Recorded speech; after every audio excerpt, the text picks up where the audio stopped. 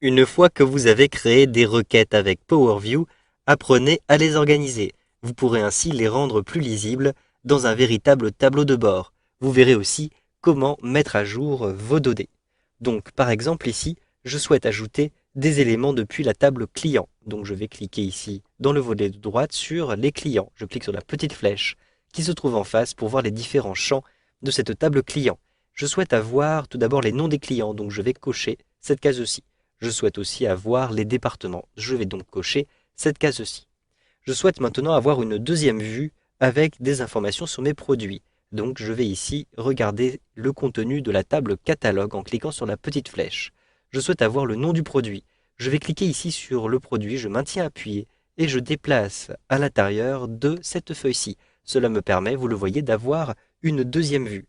Dans cette vue-ci, que je sélectionne en cliquant dedans, je souhaite aussi avoir le prix toute taxe comprise qui correspond aux différentes commandes qui ont été faites. Donc ici, vous le voyez, je n'ai que les prix hors taxe. Je vais donc me rendre à l'intérieur du contenu de la table commande et comme j'ai bien orthographié les différents noms de produits dans les deux tables, je vais pouvoir utiliser les informations de ces deux tables à l'intérieur d'une même vue. Donc par exemple, je vais pouvoir ici cocher les prix, toutes taxes comprises, qui vont apparaître en face de chacun de mes produits. Donc par exemple, vous le voyez ici pour assistance, j'ai une commande à 105,50 €.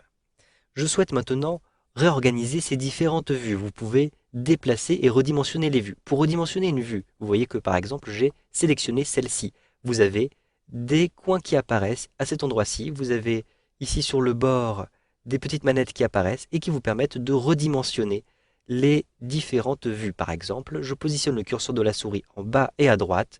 J'ai un curseur de double flèche qui apparaît. Je clique, je maintiens appuyé et avec un glisser-déplacer, vous le voyez, vous pouvez redimensionner cette vue-ci.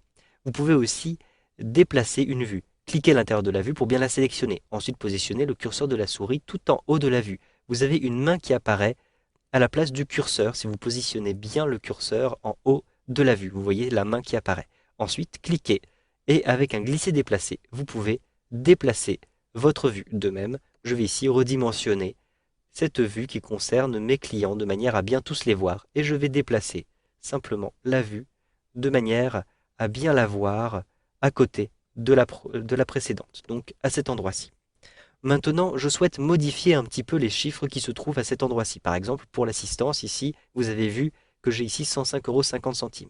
Je vais modifier ce prix toute taxe comprise. Je me rends à l'intérieur de ma feuille commande et de ma table commande. Vous reconnaissez ici ce chiffre. Si je clique dessus, vous le voyez qu'il s'agit en réalité d'un calcul qui va récupérer le prix hors taxe qui se trouve ici en F2. Si je clique sur F2, je me rends compte qu'en réalité, ce prix est bien récupéré depuis la feuille catalogue. Donc je vais me rendre à l'intérieur de la feuille catalogue et je vais retrouver les différents produits. Vous voyez que j'ai toute une liste de produits et notamment le produit assistance et un prix hors taxe à 100 €. Je vais modifier ce chiffre-ci. Je vais rentrer par exemple à la place 200. J'appuie sur la touche entrée. Je me rends maintenant à l'intérieur de la feuille commande et vous voyez que j'ai effectivement tout ceci qui a été mis à jour. Donc le prix hors taxe et le prix toute taxe comprise. Je vais maintenant me rendre à l'intérieur de ma vue Power View comme ceci. À l'intérieur de cette vue, vous le voyez ici, le résultat n'a pas été encore modifié. Comment faire pour mettre à jour ma vue? Je vais simplement cliquer dedans.